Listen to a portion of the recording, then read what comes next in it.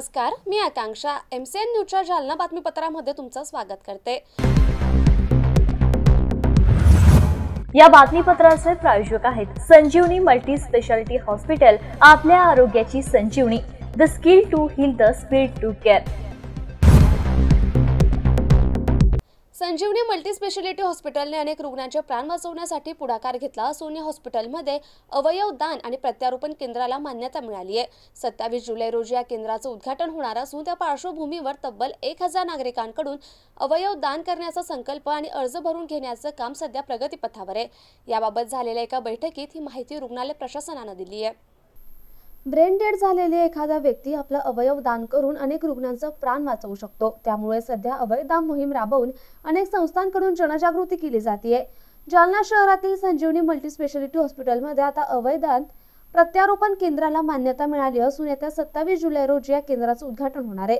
तत्पूर्वी रुग्णालय प्रशासनानं जालना जिल्ह्यातील सामाजिक कार्यकर्त्यांची महत्त्वाची बैठक घेऊन तब्बल 1000 नागरिकांकडून अवयव दानाचा संकल्प आणि अर्ज भरून घेण्याची मोहीम सुरू केली आहे।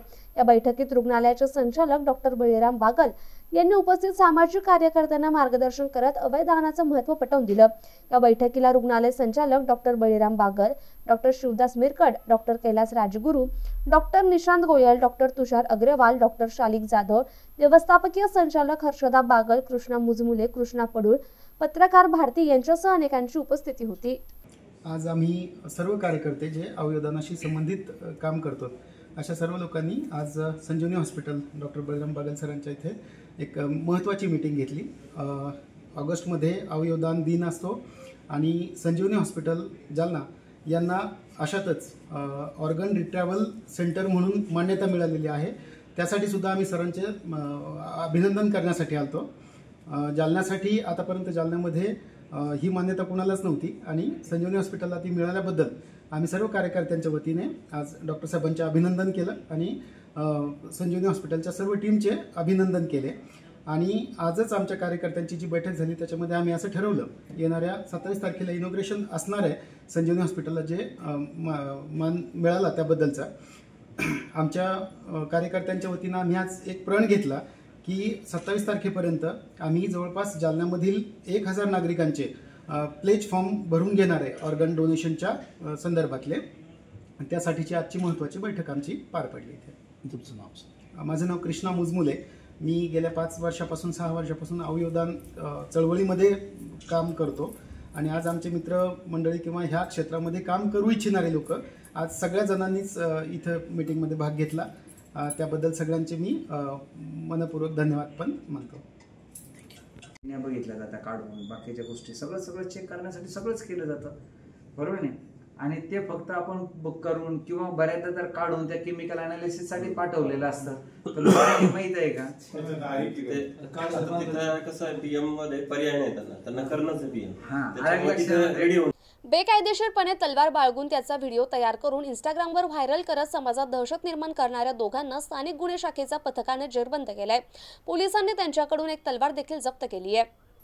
अंबड तालुक्यातील काटखेडा येथील संभाजी सुभाष जराड याने इंस्टाग्रामवर तलवारीसोबतचा एक व्हिडिओ तयार करून तो व्हायरल केला होता, ज्यामुळे लोकांमध्ये भीतीचं वातावरण निर्माण झालं। या प्रकाराची गंभीर दखल घेत स्थानिक गुन्हे शाखेने संभाजी सुभाष जराड याला ताब्यात घेतलं। तलवारीबाबत चौकशी केली असता त्याने ती तलवार आपला मित्र विशाल बाबासाहेब धोंगडे, राहणार चौधरी नगर, तालुका जिल्हा जालना, मुळगाव भिलपुरी जालना याच्याकडून आणून व्हिडिओ तयार केला आणि त्याला परत दिल्याचं सांगितलं। त्यानुसार पोलिसांनी विशाल धोंगडे याला चौधरी नगर येथून ताब्यात घेतला आणि तपासणीसाठी ती तलवार जप्त केली। या दोन्ही आरोपींविरुद्ध गुन्हा दाखल करण्यात आला। ही कारवाई पोलीस अधीक्षक अजय कुमार बन्सल, अप्पर पोलीस अधीक्षक आयुष नोपानी आणि उपविभागीय पोलीस अधिकारी जालना अनंत कुलकर्णी यांच्या मार्गदर्शनाखाली स्थानिक गुन्हे शाखेचे पोलीस निरीक्षक पंकज जाधव, पोलीस उपनिरीक्षक राजेंद्र वाघ, पोलीस अंमलदार सागर बाविस्कर, देवीदास भोजने, इर्शाद पटेल, संदीप चिंचोले, सतीश श्रीवास, भागवत खरात, अशोक जाधवर यांनी यशस्वीपणे पार पाडली। अंबड येथील SBI बँकेच्या कॅश काउंटरवर पैसे भरण्यासाठी उभा राहिलेल्या ग्राहकाचे 2,30,000 रुपये चोरट्याने मोठ्या शिताफीने पळवलेत। हा व्हिडिओ CCTV कॅमेऱ्यात कैद झाला असून या प्रकरणात अंबड पोलिसात गुन्हा दाखल करण्यात आलाय। जालन्यात चक्क बँकेतून 2,30,000 रुपयांची बॅग 2 चोरट्यांनी पळवल्याची घटना घडली आहे। बँकेत पैसे भरत असताना बाजूला ठेवलेली 2,30,000 रुपयांची बॅग 2 अज्ञात चोरट्यांनी बँकेतून चोरून नेली आहे। जालन्यातील अंबड येथील SBI बँकेत काल दुपारच्या सुमारास ही घटना घडली असून चोरीची संपूर्ण घटना CCTV कॅमेऱ्यामध्ये कैद झाली आहे। या प्रकरणी रामेश्वर बारहाते यांच्या फिर्यादीवरून 2 अज्ञात चोरट्यांविरोधात जालन्यातील अंबड पोलीस ठाण्यामध्ये गुन्हा दाखल करण्यात आला। पुढील तपास अंबड पोलीस करतायत। डॅशिंग आणि शिस्तप्रिय अधिकारी म्हणून अल्पावधीतच जालनेकरांना परिचित असलेल्या श्रीमती प्रियंका राजपूत यांची मीरा भाईंदर महापालिकेत अतिरिक्त आयुक्त याच पदावर बदली झाली आहे। शासनाच्या उपसचिव प्रियंका कुलकर्णी छापवाले यांनी बुधवारी 9 जुलै रोजी या बदलीचे आदेश काढलेत। विशेष म्हणजे श्रीमती राजपूत ह्या जालना महापालिकेत रुजू झाल्यापासून चर्चेत राहिल्या असून त्यांनी कर वसुलीच्या काळात केलेल्या धडाकेबाज कारवायांमुळे चांगलाच प्रभाव निर्माण केला होता। इतकेच नव्हे तर महापालिकेतील प्रशासकीय कारभारातही राजपूत यांनी बऱ्याच प्रमाणात सुसूत्रता आणली आहे। मात्र आज त्यांची मीरा भाईंदर महापालिकेत बदली करण्यात आली। मुख्याधिकारी संवर्गातील गटाच्या अधिकारी असलेल्या श्रीमती राजपूत या जालना महापालिकेत अतिरिक्त आयुक्त पदावर होत्या। त्यांची महाराष्ट्र महापालिका अधिनियमच्या कलम 39 नुसार मीरा भाईंदर महापालिकेत अतिरिक्त आयुक्त पदावर नियुक्ती करण्यात येत असून त्यांनी पदाचा कार्यभार तात्काळ स्वीकारावा आणि त्याबाबत अनुपालन शासनाला सादर करावे, असे प्रियंका कुलकर्णी यांनी या संदर्भातील निर्गमित केलेल्या आदेशात म्हटलंय। तर त्यांच्या जागी इतर कुठल्याही अधिकाऱ्याची नियुक्ती करण्यात आली नाही। त्यामुळे सध्या तरी जालना महापालिकेतील अतिरिक्त आयुक्त पद रिक्त राहणार आहे। श्रीमती राजपूत या लवकरच जालना महापालिकेतून कार्यमुक्त होणार असल्याची माहिती मिळतेय। जालना शहर महानगरपालिकेच्या मस्तगड परिसरातील शौचालयाजवळ तरुणाचा मृतदेह आढळल्याने खळबळ उडाली आहे। तरुणाचा दगडाने ठेचून खून केल्याचा संशय व्यक्त केला जात असून जालन्यातील मस्तगड भागातील दर्गा रोडवरील ही घटना समोर आली आहे। जालना शहरातील महापालिकेच्या शौचालयाजवळ एका 40 वर्षीय तरुणाचा मृतदेह आढळून आला। यामुळे परिसरात एकच खळबळ उडाली आहे। सध्या मयत तरुणाची ओळख पटू शकलेली नाही, मात्र या तरुणाच्या डोक्यात दगडाने ठेचून खून केल्याचा संशय व्यक्त केला जातोय। जालना शहरातील मस्तगड भागातील दर्गा रोडवरील महापालिकेच्या शौचालयाजवळ मृतदेह आढळून आलाय। सध्या मयत तरुणाची ओळख पटवण्याचं काम पोलीस करतायत। दरम्यान घटनास्थळी कदीम जालना पोलिसांसह फॉरेन्सिक टीम दाखल झाली आहे। उत्तरीय तपासणीसाठी मृतदेह जालना सामान्य रुग्णालयात हलवण्यात आलाय। या घटनेची माहिती मिळताच स्थानिक गुन्हे शाखेचे पोलीस निरीक्षक पंकज जाधव आणि स्थानिक गुन्हे शाखेतील टीम घटनास्थळी दाखल झाली होती। बॉडी सापडली मामादेवी परिसरात। एक बॉडी सापडलेली, तिचं वय जवळपास 40 वर्ष वयाचा आहे, इसम आहे। प्राथमिक दर्शी तो भिकारी वाटतोय। आम्ही फॉरेन्सिक टीम बोलवलेली आहे आणि आता त्याला मेडिकलला घेऊन जाऊन त्याचं मेडिकल करून PM करून काय निष्पन्न होते त्यावर बघू। आता पुढील तपास करतोय। थोडंसं लागलेलं आहे त्याला वरून, तर तो तपास केल्यानंतर समजेल ते कशाने लागलेलं आहे त्याला। हो, डॉक्टरचं ओपिनियन घेतल्यानंतर। जालना जिल्ह्यातील शेतकरी अनुदान घोटाळा करणाऱ्या अधिकारी आणि कर्मचाऱ्यांना जेलमध्ये डांबा अशी मागणी आमदार बबनराव लोणीकर यांनी आज सभागृहात केली। जालना जिल्ह्यात अनुदान घोटाळ्यात तलाठ्यांनी कोट्यवधींचा अपहार केल्यानंतर या प्रकरणातील जबाबदार अधिकाऱ्यांनाही आता गुन्हे दाखल करून जेलमध्ये डांबावं अशी मागणी आमदार लोणीकर यांनी केली आहे। पाहूयात।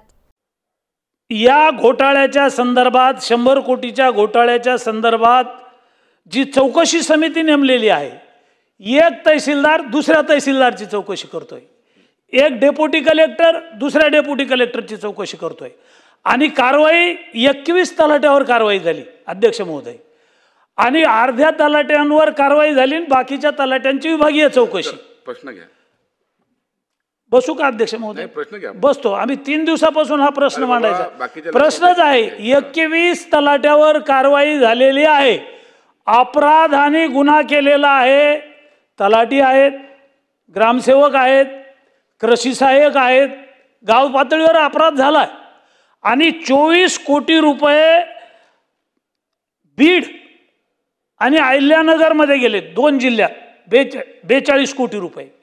म्हणजे या जिल्ह्यातल्या शेतकऱ्यांना एकीकडं अनुदान मिळत नाही मंत्री महोदय, आणि दुसरीकडं आमच्या जिल्ह्यामध्ये बोगस नावं घसवली। त्या मतदार यादीत त्यांचं नाव नाही, ते गावात राहत नाही आहेत, त्यांची 1 इंच जमीन नाही आहे तिथं, त्यांनी ते गावच पाहिलेलं नाही। अशा लोकांचे बोगस नावं टाकून अनुदान उचललेलं आहे। गायरान जमिनीवर अनुदान उचललं, गावठांच्या जमिनीवर अनुदान उचललं, आणि घोटाळा नेमका 80 कोटीचा आहे का 62 कोटीचा आहे का जिल्हाधिकारी सांगतात 42 कोटीचा आहे? तर अध्यक्ष महोदय, हा घोटाळा गाव पातळीवरच्या कर्मचाऱ्यांनी केलेला आहे। तर मग 21 तलाठी निलंबित झाले, बाकीचे तलाठी अद्याप कारवाई नाही, त्यांची विभागीय चौकशी चालू आहे. तिथलचे ग्रामसेवक आहेत, कृषी सहाय्यक आहेत, 4 महिन्यापासून नुसती चौकशी चालू आहे. अध्यक्ष महोदय, ज्या तहसीलदारांची जबाबदारी होती, घनसावंगीचे तहसीलदार, अंबडचे तहसीलदार, यांच्या खात्यातून यांच्या लॉगिंगमधून पैसे काढले कसे जातात? काढले नाही. पहिला आरोपी तहसीलदार झाला पाहिजे, दोन्ही तहसीलदारवर कारवाई झाली पाहिजे. निलंबित करून काही फरक पडत नाही. यांच्या मालमत्तेवर बोजा टाकला पाहिजे. जमीन असेल सातबारावर बोजा टाका, बंगला असेल, त्यांच्या कुटुंबाच्या नावावरची प्रॉपर्टी असेल त्याच्यावर बोजा टाका. आणि या सगळ्या अधिकाऱ्यांवर फौजदारी गुन्हे दाखल झाले पाहिजे. अध्यक्ष महोदय, एखाद्या लोकप्रतिनिधीने एखादा अपराध केला, गुन्हा केला, तर त्याच्यावर फौजदारी गुन्हा दाखल होतो. मात्र या अधिकाऱ्यांवर फौजदारी गुन्हे दाखल झाले पाहिजेत, त्यांची मालमत्ता जप्त केली पाहिजे आणि अशा लोकांना जेलमध्ये टाकलं पाहिजे. अध्यक्ष महोदय, 2 तालुक्याची चौकशी झाली, आणखी 2 तालुके चौकशीचे राहिले, त्याची तात्काळ चौकशी करून या सर्व लोकांना जेलमध्ये डांबलं पाहिजे. शेतकऱ्याच्या पैशावर, राज्याच्या तिजोरीवर एकाच 2 तालुक्यामध्ये एवढा मोठा 100 कोटीचा भ्रष्टाचार आहे. बाकीची चौकशी तात्काळ पूर्ण करून पुढील कारवाई करण्यात यावी. सन्माननीय अध्यक्ष महोदय, एकीकडे अनेक वन्य प्राण्यांच्या अधिवासावर गदा येते, तर दुसरीकडे काही प्राणी मित्र मात्र प्राण्यांना वाचवताना दिसतात. असाच काहीसा प्रकार ठाणे जिल्ह्यातील कल्याण तालुक्यात पाहायला मिळाला. विशेष म्हणजे एका घरात सापडलेल्या तब्बल कोब्रा नागाच्या 42 अंड्यांना कृत्रिम तापमानामध्ये ठेवून त्यातून 42 कोब्राची पिल्लं जन्माला घातली आणि या पिलांना वन अधिकाऱ्यांच्या समोर नैसर्गिक अधिवासात देखील सोडण्यात आलं. पाहुयात साहिल पाटील यांचा हा विशेष रिपोर्ट. 10 मे 2025 रोजी सकाळी 11:30 वाजेच्या सुमारास शिफाल्टा आणि डायघर या वेगाने विकसित होणाऱ्या परिसरादरम्यान वन्यजीव बचावकर्ते विशाल कंथारिया, संतोष पंडागळे, विजय राजभर, कुलदीप चिकनकर, शौनक कंथारिया यांना डायघरच्या एका बांधकामाच्या ठिकाणी सापाची अंडी सापडल्याची माहिती मिळाली होती. घटनास्थळी पोहोचल्यानंतर त्यांनी अंडी सापाची असल्याचं ओळखलं, परंतु प्रजातीबद्दल त्यांना खात्री नव्हती. धोकादायक बांधकाम क्षेत्रातून अंडी काळजीपूर्वक आणि काटेकोरपणे काढून टाकण्यात आली होती आणि डायघरामधील उपचार संक्रमण केंद्रात सुरक्षितपणे नेण्यात आली होती. दरम्यान त्यांनी विशाल कंथारिया यांना या घटनेची माहिती दिली. TTC मधील वनपाल प्रवीण आवाड आणि वनरक्षक जितेंद्र देशमुख यांच्या मार्गदर्शनाखाली सुरुवातीच्या बचाव पथकासह वन्यजीव बचावकर्ते सचिन रोपळे, उप्स वन संरक्षण ठाणे सोनल वळवी, सहाय्यक वन संरक्षक ठाणे दिनेश देसले, वन परिक्षेत्र अधिकारी ठाणे यांच्या मार्गदर्शनाखाली वनपाल प्रवीण आवाड आणि वनरक्षक जितेंद्र देशमुख यांनी प्राणीमित्र विशाल कंथारिया, संतोष पंडागळे, विजय राजभर, कुलदीप चिकनकर, शौनक कंथारिया, राज गायकर, प्रतीक जाधव, क्षितिज जाधव, रोहन मोतीवाला आणि स्वयंसेवक दबोलीना DS रफात मोतीवाला आणि साहिर मोतीवाला यांनी 42 अंडी उष्मायनासाठी ठेवण्यात आली होती आणि त्यांची प्रगती तसेच स्थिती बारकाईने पाहण्यात आली होती. वन विभागाचे अधिकारी, TTC स्वयंसेवक, वन्यजीव बचावकर्ते आणि बचाव कार्यात सहभागी झालेल्या जागरूक नागरिकांच्या एकत्रित प्रयत्नांचे प्रतीक म्हणून 27 जून 2025 रोजी दुपारी 48 दिवसांच्या सतत देखरेखी आणि काळजीनंतर सर्व 42 अंडी यशस्वीरित्या बाहेर पडली. नंतर या अंड्यांना स्पेटॉकल्ड कोब्रा म्हणून ओळखले गेले, ज्यामुळे वेगाने बदलणाऱ्या परिस्थितीत वन्यजीव संवर्धनात आणखी एक यशस्वी अध्याय सुरू झालाय. वन विभागाच्या मार्गदर्शनाखाली आता या अंड्यांना संरक्षित क्षेत्रात सोडण्यात आले आहे. साहिल पाटीलसह bureau report, MC news, Jalna. धाक दाखवून व्यापाऱ्याचे अपहरण करून खंडणी मागणाऱ्यांकडून गावठी पिस्तलसह 2 जिवंत कारतूस पोलिसांनी जप्त केलेत. सदर बाजार पोलिसांनी कारवाई करत 52,000चा मुद्देमाल जप्त केलाय. काही दिवसांपूर्वी जालन्यात एका व्यापाऱ्याचं अपहरण करून पिस्टलचा धाक दाखवून खंडणी मागण्यात आली होती. या प्रकरणी जालन्यातील सदर बाजार पोलीस ठाण्यामध्ये चंदन गोलेच्छा यांच्या फिर्यादीवरून गुन्हा दाखल करण्यात आला होता.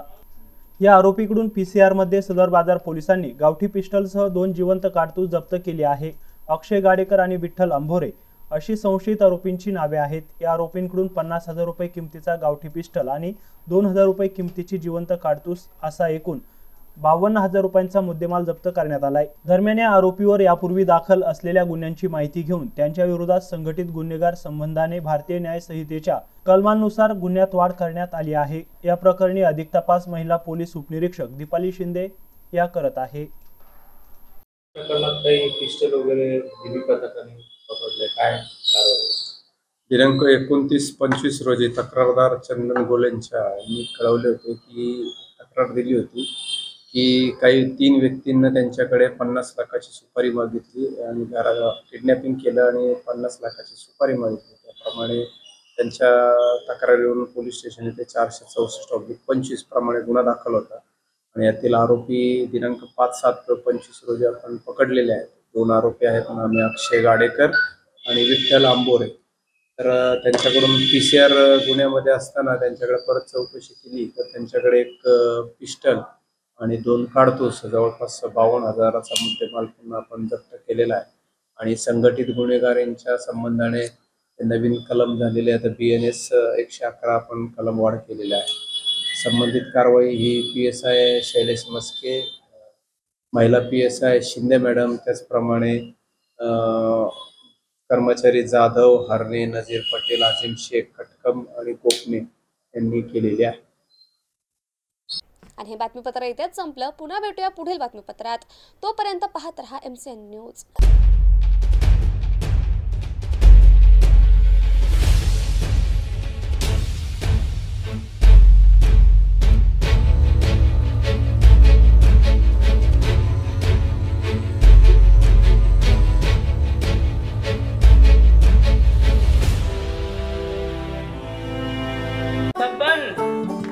आपको कलेक्टर साहिबा के हाथों से इनामी घर मिल रहा है। आपका घर बहुत सुंदर होगा ना? अरे नहीं बेटा, हम तो बहुत छोटे आदमी हैं। चाचू डोंट वरी, मैं बड़ी होकर आपके लिए और सबके लिए मजबूत और सुंदर घर बना के दूंगी। कालिका सरिया लाना मत भूलना। कालिका TMT सरिया कंक्रीट से करे मजबूत जोड़ और भूकंप, जंग, आग से लड़कर घर को दे दीर्घायु। कालिका सरिया मैं भूली नहीं। बेटिया आप कलेक्टर। कालिका TMT, फैसला जो मजबूत हो। संजीवनी मल्टी स्पेशालिटी हॉस्पिटल, ऋषि park, Ambar चौफुली, Jalna.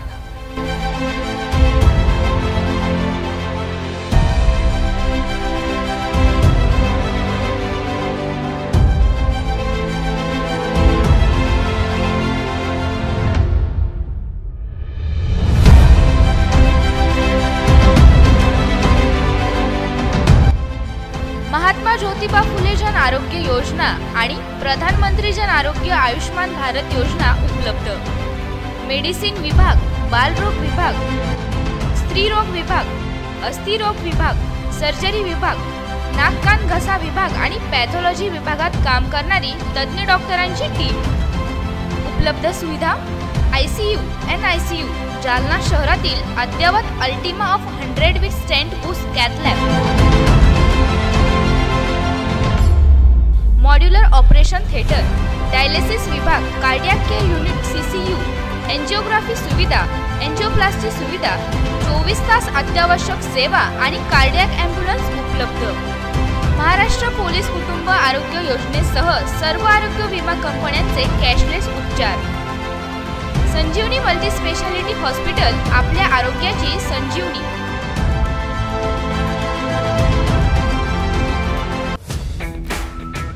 Kothari international dream school CBSE pattern शैक्षणिक वर्ष 2025-26 साठी प्रवेश देणे सुरू।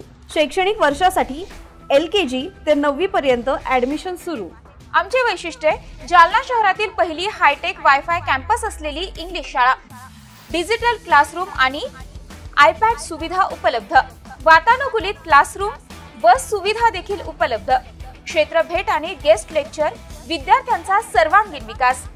NCERTच्या धर्तीवर CBSE पॅटर्नची सुविधा उपलब्ध, अनुभवी शिक्षक वृंद, प्रशस्त क्लासरूम आणि प्रशस्त मैदान, रोबोटिक्स आणि कोडिंग यासह अनेक सुविधा विद्यार्थ्यांसाठी उपलब्ध।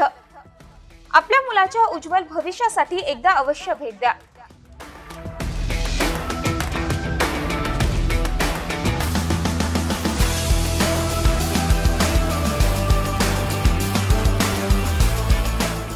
Brahma Kumari international dream school, JES महाविद्यालयाजवळ देऊळगाव राजा रोड जालना. संपर्क 9063236007 किंवा 9067791007.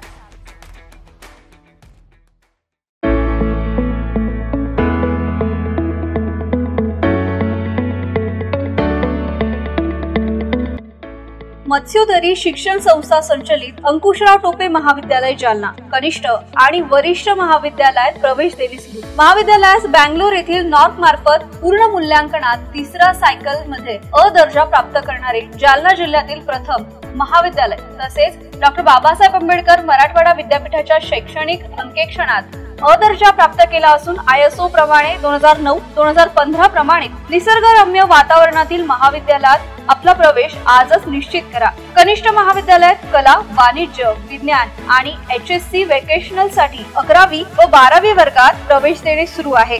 विज्ञान शाखेसाठी क्रॉप सायन्स, इलेक्ट्रॉनिक विषयांची विशेष उपलब्धता. 11वी आणि 12वी साठी व्यवसायाभिमुख courses accounting, financial and office management, marketing and retail management, logistic material management यासाठी विशेष प्रवेश देणे सुरू.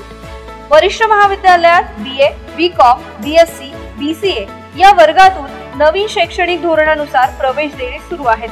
BA प्रथम वर्षात प्रवेशासाठी आपल्याकडे अनेक विषय उपलब्ध आहेत जसे की मराठी, हिंदी, इंग्रजी, उर्दू, भूगोल, मानसशास्त्र, इतिहास, समाजशास्त्र, राज्यशास्त्र, लोकप्रशासन आणि अर्थशास्त्र या सर्व विषयांची उपलब्धता. पदव्युत्तर विभाग MA यासाठी उपलब्ध विषय आहेत मराठी, हिंदी, इंग्रजी, भूगोल, इतिहास, मानसशास्त्र, अर्थशास्त्र, समाजशास्त्र, राज्यशास्त्र, लोकप्रशासन. MCom, MSc संगणक शास्त्रामध्ये प्रवेश देणे सुरू आहे. PhD साठी उपलब्ध संशोधन केंद्र, संशोधन विषय इंग्रजी, भूगोल, मानसशास्त्र, इतिहास, समाजशास्त्र, मराठी, हिंदी, वाणिज्य, लोकप्रशासन, अर्थशास्त्र. विद्यार्थ्यांच्या व्यक्तिमत्व विकासासाठी महाविद्यालयातर्फे विशेष प्रयत्न. क्रीडापटूसाठी भव्य क्रीडा सुविधा, संगणकीकृत ग्रंथालय, मुलींसाठी स्वतंत्र वसतिगृहाची व्यवस्था. आमचा पत्ता मोतीबाग रेल्वे ओव्हरब्रिज जवळ, जुना जालना. प्रवेश माहितीसाठी संपर्क उपप्राचार्य डॉक्टर संजय पाटील 8275515652. उपप्राचार्य प्राध्यापक पांडुरंग खोजे 9421688568. प्राचार्य डॉक्टर दादासाहेब गजहंस 8788119761. अंकुशराव टोपे महाविद्यालय जालना. प्रवेशासाठी आजच संपर्क करा.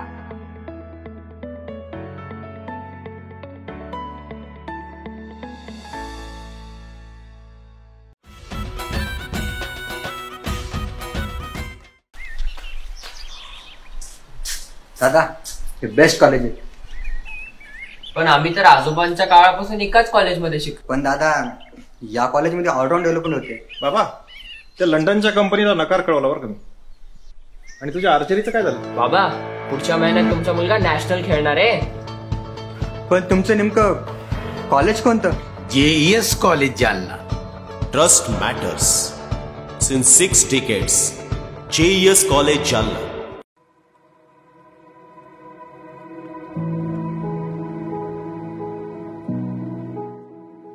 सर नमस्कार. इथे कस काय? हेच ते कॉलेज जिथे माझं स्वप्न पूर्ण झालंय.